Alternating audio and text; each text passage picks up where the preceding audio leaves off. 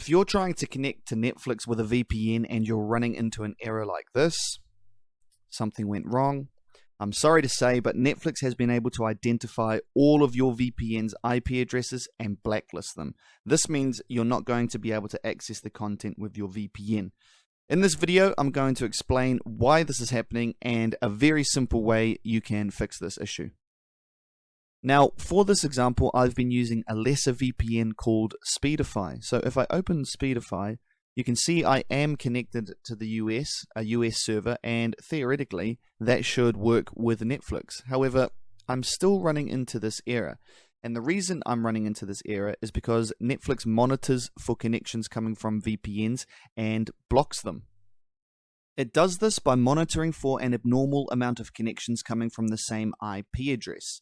By abnormal, what that means is more connections than your average household. Now, for lesser VPNs like Speedify, this can be a bit of an issue. Speedify has more customers than it does IP addresses, and this results in customers having to share IPs. So when Netflix is monitoring connections and it sees hundreds or thousands of connections coming from the same IP address, it knows that this is an IP that's been provided by Speedify and it blacklists it. This is why your VPN may have stopped working recently or isn't working at all. Now, this isn't unique to lesser VPNs like Speedify. All VPNs have more customers than IP addresses. That's just how their business model works. The crucial part to take into consideration is whether or not your VPN has measures in place to get around these blocks. As you can see, Speedify obviously doesn't have measures in place. The good thing is, better VPNs like NordVPN do have measures to get around these blocks. Basically, when Netflix identifies an IP address from Nord, Nord will close that IP address and open a new one. This will allow you to consistently and reliably watch Netflix with your VPN. So basically, to fix this issue, you need to upgrade to Nord.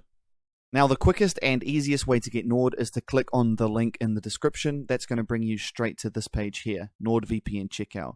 You can choose one of 3 plans, whichever one suits you best, and there's also a couple of add-ons you can add to your subscription. You don't need these add-ons. They are useful, but you don't need them for this to work, so we're not going to add them there.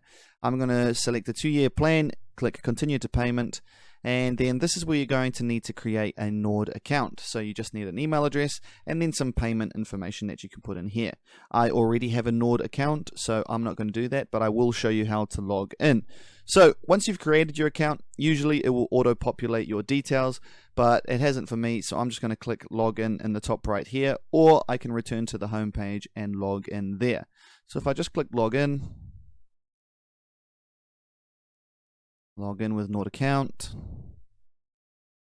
It's actually remembered my account details. For you, you might have to put in your account email and password, but if not, just click on your account and it's going to take you to your page.